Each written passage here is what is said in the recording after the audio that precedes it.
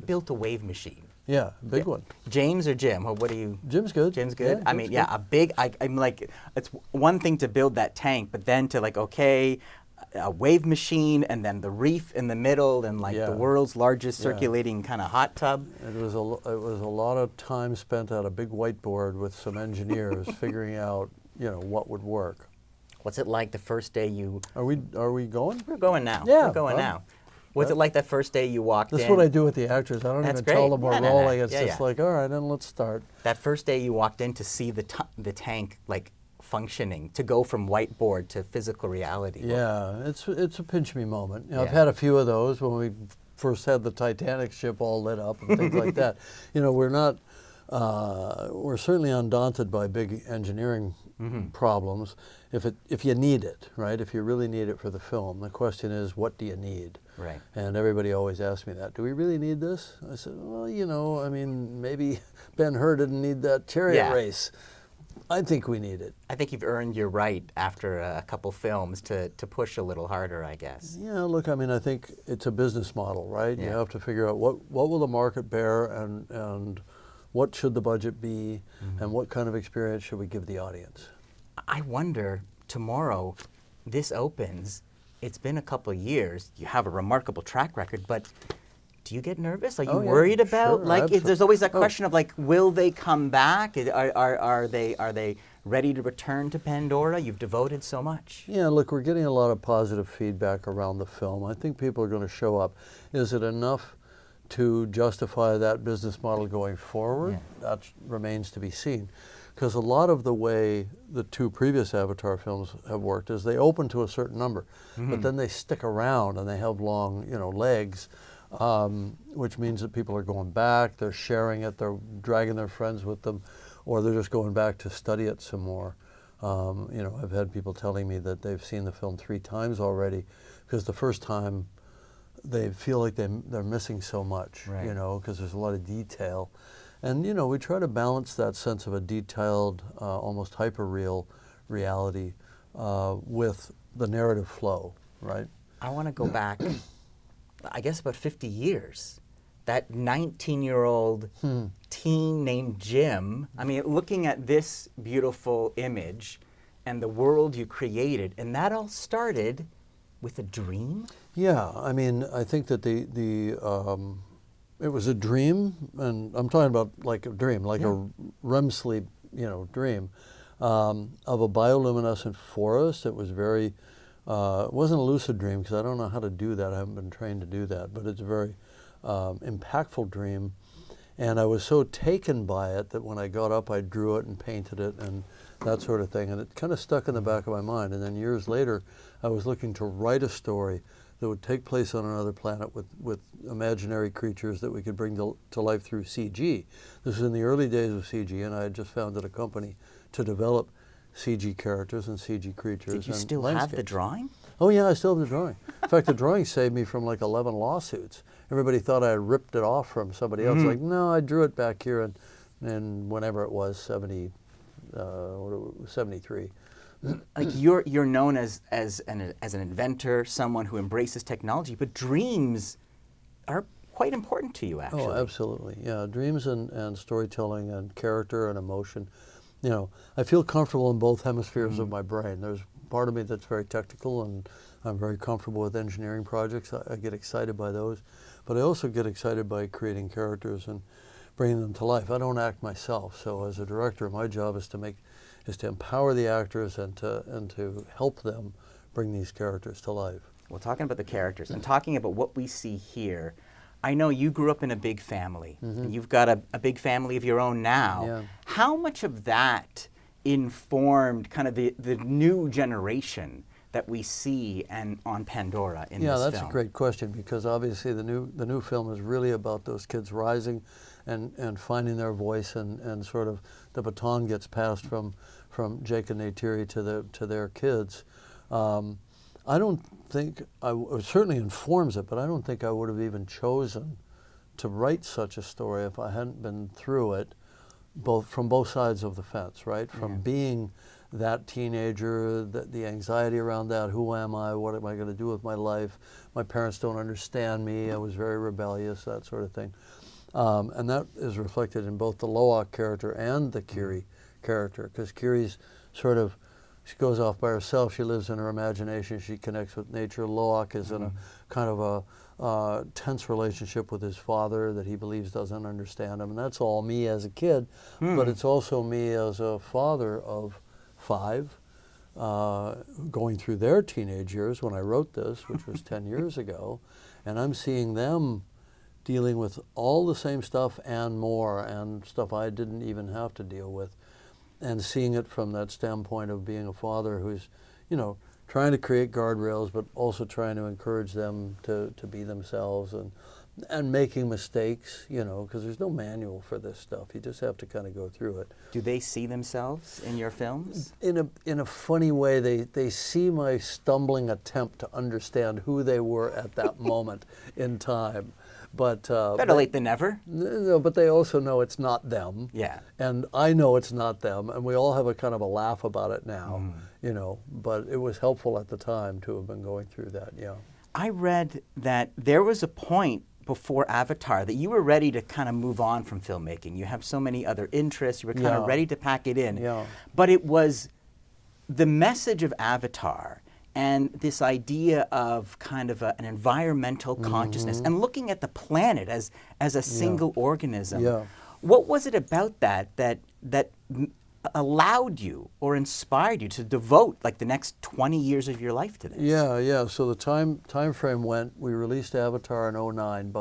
By mid 2010, it was the highest grossing film in history, and I had been contacted by a lot of different indigenous leadership from around the world to come and visit their communities and see, and I felt compelled to try to give something back, and do what I could to help them, because they were facing for real a lot of the plights that we showed in the film. And then that in turn later said, all right, maybe I should continue with the Avatar films. Maybe there's a way to do well by doing good, you know.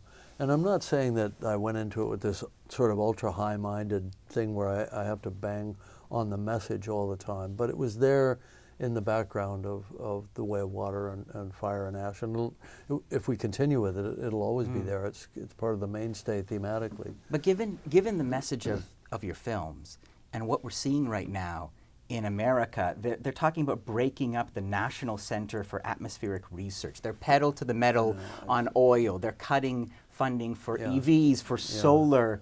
I wonder, it's given this message, how you feel about the direction of Trump's America right now. Oh, I think you know how I feel about it. I think it's horrific. You know, you've got the so-called Environmental Protection Agency that's now been taken over by the pantheon of demons currently in Washington, and you know, saying, literally denying that carbon emissions have anything to do with climate change. Are you kidding me? I mean, flying in the face of all science, all scientific consensus. I mean, we're heading toward a dark age. When you turn your back on the science, willfully turn your back on the science, then you're just going into a superstitious dark age, and that's what's happening. You're worried. You're worried. Like, you've met with these scientists. I know a lot of climate scientists. You know, I've had for 50 years or 40 years, I've had a subscription to Scientific American. You know, I study this stuff pretty assiduously. Yeah, we're turning our back on science. We're turning our back on medical science. You know, it's pretty horrific, and it's not just all in the United States. It's everywhere. There's a kind of a rise of authoritarianism and so on. So we are taking a step backwards. Now, that said, I think the people of conscience in the world that really care about this stuff are stepping up and fighting harder than they ever have.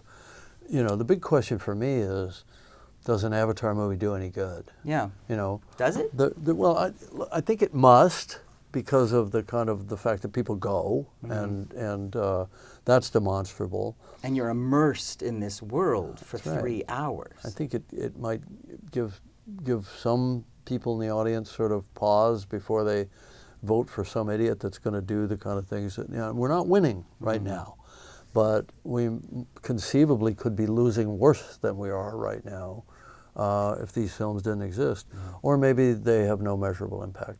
in the grand scheme. You know, I don't want to, you know, overstate what fantasy and adventure and entertainment can do in real world politics. But, you know, it's worth a try. And so often, science fiction has kind of informed the present, has Sure. informed our idea Yeah. of where we're going. But when I'm thinking of America, then I also have to think of Canada. Yeah. And in this fractious time right now, I don't know if the elbows up movement reached all the way to New Zealand, if you've been kind of following how Yeah. Oh, yeah. we have been Sure. reacting. Absolutely. Does it change how you feel about, you know, your Canadian roots? And Oh, I feel very much like I'm teleported right back to how I felt when I was 15, 16, 17 and becoming kind of aware of the world and looking, because, you know, I grew up in a border town. Yeah, just outside Niagara Falls, right? Yeah, Chippewa is now part of the greater Niagara Falls, and obviously that's a border town. And, you know, you're very, very aware of that sort of elephant in the room, that massive, you know, all the tourists coming over. You know, juggernaut, you know, just across the river from where we were. And there was a lot of anti-American sentiment at that time. And it was the late 60s, early 70s, so you had the Vietnam War, and there were a lot of things around, you know, civil rights and you know, anti-war protesters and so on. And we just looked at America at that time. We as Canadian kids on our side of the border, as America as like this great monster, you know. Then I moved there, and it took me years and years to sort of deprogram myself for that and see the sort of the magnificence of the, you know, so-called American experiment, and then to slowly watch it just sort of be degraded and to reach the state that it is right now. It's pretty tragic, actually. Did you ever go through with getting that American citizenship? No, I stopped after Bush got reelected. Speaking of where you grew up, I was thinking about your films and Sarah Connor and Neytiri and the amazing Ripley. I'm thinking, okay, there's James, who's the inventor, and he's the artist. Where does this come from? And then I started to read about Shirley. My mom, yeah. Tell us about her. Yeah. Well, she was remarkable. I mean, she was, I think, she was kind of a pre-feminist in the sense that she was a typical housewife in a suburban neighborhood. My dad was the breadwinner, and she was just supposed to stay home and stay in her lane.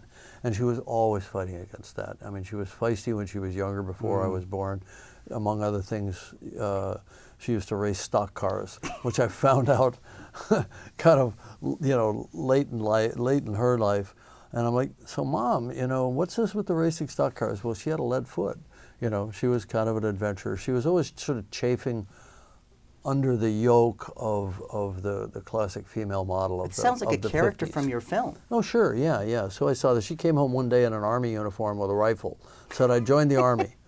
She met the Canadian Army Reserve, Women's Reserve, which I thought was great. It was cool. It was kind of shocking. And she was an artist, right? And so she was an artist. Your creative background. Yeah. So she was the one who encouraged me as an artist, and my dad actually didn't understand it. It just didn't make sense to him. He was an engineer and very, very disciplined, very logical. It just didn't make sense to him. How are you going to make any money, you know, as an artist? So do you think Shirley's spirit is why you see what Zoe Saldana does? So many of your films have these kind of kick-ass women. Yeah, look, I think that's the simple kind of Freudian explanation. But I also think that as a writer facing the challenge of writing women, I just thought, don't write a woman, just write a human. Write a human, you know, a human that happens to have a womb and have a certain, you know, but like just write a human being in full, right? With hopes and dreams and fears and anxieties and all that sort of thing. And that was my approach to Sarah, that was my approach to Ripley. And then after that, it started to be, there became all this kind of expectation around it. Oh, you're writing strong women, you know. So then I wrote The Abyss, and the Lindsay character, she's very strong-willed, but she's a pain in the ass. I mean, she's very difficult to live with and very judgmental. And I thought, all right, it's better to write these women in full, where they're not necessarily always likable, but they're always themselves. You know, so, and it wasn't even with Lindsay, it wasn't even about being an action character at all. And then I revisited Sarah, and that was fun to see how she had changed. Speaking of being a pain in the ass, I say with all respect, you've said I was an asshole in the 80s. Have you mellowed? Of course they picked that one up, you know. You said it. True. I've said a lot of things in the last 3 weeks of being all over the world talking about this movie. That's the one that got a lot of traction.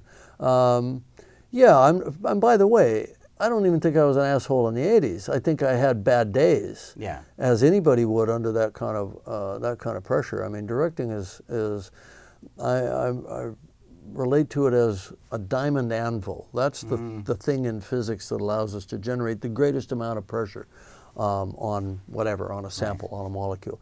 So when you're a director, you're under a diamond anvil. It's the greatest pressure you can imagine. And it took me a while, took me a few years actually, to figure out that I didn't get to take that out on other people, right? And it took the expedition projects. So when I left Hollywood for 7 years and I went to sea, essentially, I found my leadership skills improving a great deal. And I don't want to say I came back from that transformed, but I think it did inform you know, how I operated as a filmmaker from then on. We're going to lose you in a moment. I wonder how you feel about the future of the theatrical experience, which is so intrinsic to seeing Avatar, but it feels like, in general, an endangered species right now. It might be, you know, I mean, we'll see. We'll see how this film does. We're starting to pick up at the end of a pretty dismal year with, you know, Wicked for Good and Zootopia. You know, we've got a little bit of an up inflection. But basically, between COVID and streaming, a huge bite, about 35%, 30 to 35% has been taken out of the theatrical marketplace. And then it's sort of stabilized. So, you know, unless it continues to decline, I think we'll be okay. But why is this? Why is sitting in the dark with strangers so important? Oh, it's super important. It's a different level of experience. So people make a lot about the communal experience. That's great in a comedy. Everybody's laughing, you laugh, you feel normal, right? I think for a dramatic experience, unless somebody's really sobbing quite loudly next to you, you're not really feeling the rest of the audience that much. But what you are feeling is an unbroken sensory stream that's coming at you for 3 hours, 2 hours or 3 hours, whatever it is. And it's like the train leaves the station, you don't get to get off. You don't have a remote. The second you give people a remote, and that's the way they're watching a movie for the first time, they're in control. Right. Interesting. And people like that. I can pause it. I can scroll. I can go in the other room and do something. I can make dinner. You know, one of the kids calls, oh, I'm going to pause it. You know what I mean? It's like, it's a different relationship with the entertainment, with the medium.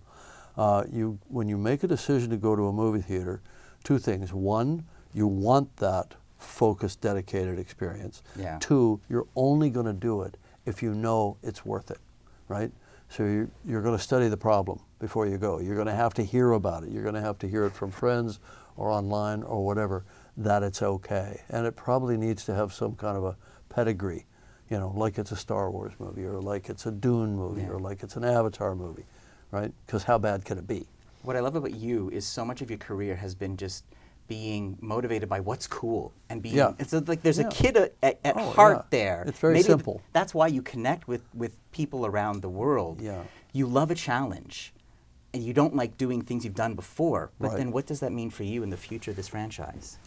We never, I mean, the scripts for 4 and 5 are written and they are so different from Fire and Ash and The Way of Water that you won't believe it. If I ever get to make those movies, and once again, the market is changing, the business model may be unsustainable. I can't emphasize that enough. If we squeak by on this one, we'll continue on. You're willing to stick around in Pandora? Oh yeah, hell yeah. I've already written the damn scripts. They're great. And I can see in your face it's fun. Like movie 4 is a corker. You won't you won't believe it. I gotta see it now. All right, we're done. All right, thank you so much, sir. Yeah, pleasure. Thank you.